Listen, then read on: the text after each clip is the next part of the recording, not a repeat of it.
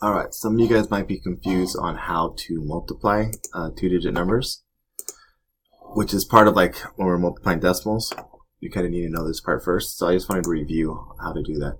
So the first thing you're going to do, using the standard algorithm that we talked about in class, is you're going to take 2, right, this bottom right number here, and you're going to go straight up and multiply that number. So what's 2 times 3? Well, we know that's 6, right? And then we're going to go across to the next number. So, draw my arrow here. So first we went up, and now we're going to go this way, right? To the 4. So what is 2 times 4? That's just going to be 8, right? I should have left that black, sorry. Okay. Now the next part that gets tricky. So we're done with our 2. We can actually cross off this 2.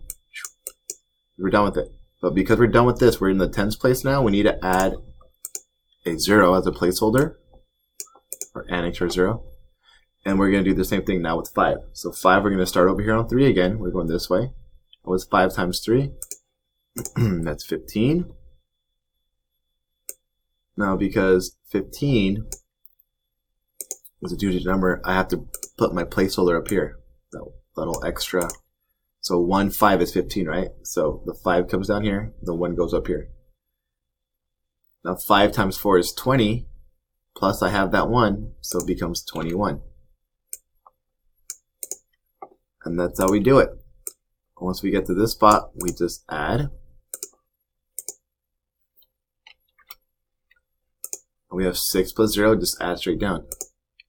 This is 6. 8 plus 5 is 13. We're going to bring our 1 over here to the carries, right? 1 plus 1 is 2. And 2 plus nothing is 2. So that would be our answer. Let's try one more. Alright, so this next one is 150 times 16. And something I didn't mention the first time is you have to make sure you have this stuff lined up. So the times it's going to be over here, and it's vertical, right? It's one on top of the other. And we're going to line up our numbers on top of each other. So all the way to the right, right? The 6 is directly under the 0, and the 1 is directly under the 5. That's how we want to do it when we're doing multiplication.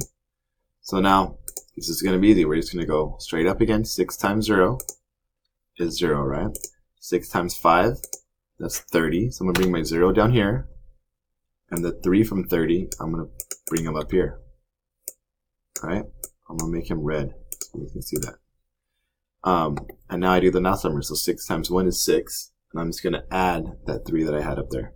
So 6 times 1 was 6, plus the 3 equals 9.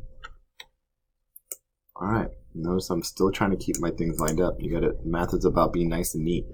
So now I'm done with this guy. So I'm going to cross him off. Alright, I'm done with him. But because I'm done with him, I'm in the tens place now. So I'm going to put my 0 here, or my placeholder. I'm going to start over. Now 1 times 0 is 0. 1 times 5 is 5. And then 1 times 1 is 1. Now notice I still had my 3 up there, didn't I? I should have crossed it off because I was done with that too. So we can cross that off too once we're done with it. And now I'm going to go here, and I'm just going to do a simple addition problem, which is stuff that we learned quite a bit ago, right? So 0 plus 0 is 0. 0 plus 0 is 0. 9 plus 5 is 14. I'm going to carry my 1 over here. And then 1 plus 1 is 2. And notice that I'm trying to keep my stuff lined up, right? Let's go straight down, or at least close to it. And that's how I get 2,400. Okay? Now, when we're multiplying decimals, this is very important because afterwards we have to figure out where the decimal points are and just move them back in. But as long as you guys know how to do this, multiplying decimals should be super easy. Alright. This is a standard algorithm for multiplication on multi-digit numbers.